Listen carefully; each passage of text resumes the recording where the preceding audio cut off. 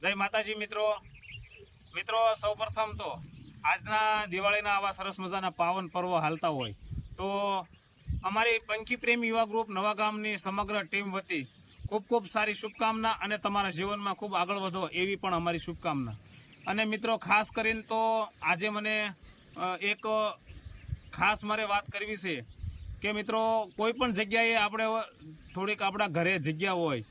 તો ખાસ ચકલા માટે એક નાનું એવું સરસ મજાનું પાણીનું કુંડું મૂકવું અને એક સરસ મજાની નાની ડીશ મૂકવી જેમાં બાજરો અને ચોખા પણ આપણે નાખી શકવી। અને ખાસ મારે મિત્રો તમને એક વાત કહેવાનું મન થાય કે મેં ઘણી જગ્યાએ એવું જોયું કે આપણે તળેલા ગાંઠિયા નાખતા હોય તો મિત્રો અમારી પંખી પ્રેમી યુવા ગ્રુપ નવા ગામની સમગ્ર ટીમ વતી એક ખાસ નમ્ર વિનંતી કે મિત્રો તળેલા ગાંઠિયા પંખીને ન નાખવા, કારણ કે એ પંખીને મિત્રો ખૂબ નુકસાનકારક થાય છે। તો